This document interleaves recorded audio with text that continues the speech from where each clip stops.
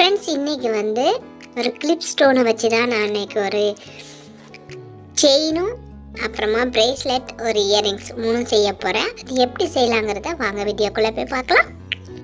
இப்போ ப்ரேஸ்லெட் செய்கிறதுக்காக வேண்டி நான் வந்து கியர் வயர் எடுத்திருக்கேன். அதை வந்து நம்ம கட் பண்ணி எடுத்துகிட்டு 2 பீஸாக எடுத்து வச்சுக்கோங்க. இப்போ நம்ம டபுளாக கட் பண்ணுறதுனால நான் 2ஆகவே கட் பண்ணி எடுத்துக்கிட்டேன்.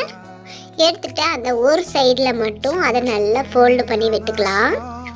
இப்போ வந்து நான் பீட்ஸ் தான் எடுத்திருக்கேன், ஒயிட் கலர் பீட்ஸ். அந்த பீட்ஸ் எல்லாத்தையும் ஒரு சைடில் நம்ம ஃபில் பண்ணிவிட்டு அப்புறமா எடுத்து 2 இதையும் ஜாயின் பண்ணி அந்த கிளிப் ஸ்டோனை வந்து 2 அந்த இதுக்குள்ளேயும் வந்து அதை இன்சர்ட் பண்ணிக்கலாம்.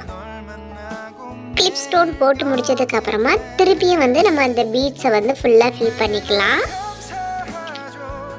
இப்போ நம்மளோட ப்ரேஸ்லெட்டோட ஃபைனல் லுக் இதுதான். அப்புறமா அந்த ரிங்குக்குள்ளே வந்து நான் வந்து என்ன பண்ணேன், ஒரு குட்டி ரிங்கு எடுத்துகிட்டு அதில் வந்து ஒரு செயின் போட்டுட்டு அதில் வந்து ஒரு குட்டி வந்து ஸ்மைலும் போட்டு அப்புறமா ஒரு பட்டர்ஃப்ளையும் போட்டு ஃபினிஷ் பண்ணிட்டேன். இது வந்து குட்டீஸ்க்கு போட்டால் ரொம்ப நல்லாயிருக்கும் வந்துட்டு அந்த மாதிரி பண்ணி முடிச்சிட்டேன். இதை இப்போ ப்ரேஸ்லெட் முடிஞ்சது. நெக்ஸ்ட்டு வந்து நெக்குக்கு வந்து இதே மாதிரி ஒன்று பண்ண போகிறேன்.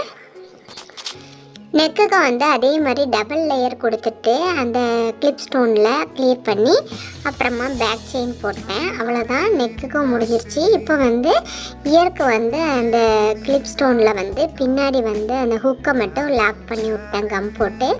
இப்போ பாருங்கள், நம்மளோட ப்ரேஸ்லெட்டு அப்புறம் நெக்குக்கு போடுற அந்த நெக் செயின் அப்புறமா இயரிங்ஸ் எல்லாமே செட்டாக ஃபினிஷ் பண்ணியிருக்கேன்.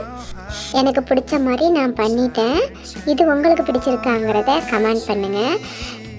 இந்த செட்டு உங்கள் எல்லாருக்கும் பிடிச்சிருக்குன்னு நினைக்கிறேன். நம்மளோட இந்த சேனலை சப்ஸ்கிரைப் பண்ணி வச்சுக்கோங்க. அப்போ தான் நான் போடுற ஒவ்வொரு வீடியோ உங்களுக்கு நோட்டிஃபிகேஷனாக வரும்.